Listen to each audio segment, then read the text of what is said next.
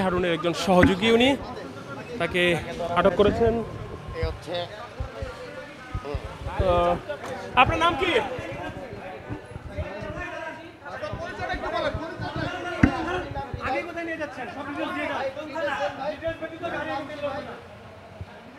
বাইরে কোন থানার গাড়ি? কোন থানার গাড়ি? এখন রমনা থানা নিয়ে যাও।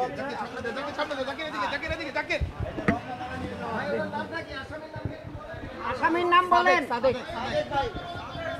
ভাই একটু টাকা না দিকে আসামির নাম। দর্শক, আসামির নাম সাদেক। দর্শক যেমনটি শুনছিলেন, ডিবি হারুনের সহযোগী সাদেককে এইমাত্র গ্রেফতার করা হয়েছে হাউজিং সোসাইটি 5 নম্বর রোডে। মোহাম্মদপুর থানা, আদাবর থানা এবং রমনা থানা এবং জামাত সহ অভিযানে তাকে গ্রেফতার করে নিচে নিয়ে আসা হয়েছে। তুই চাপ সাংবাদিককে করতে দে ভাই। ডিবি হারুনের যত অবৈধ কর্মকাণ্ড আছে তার সহযোগী হিসেবে তিনি সব এজেন্ডা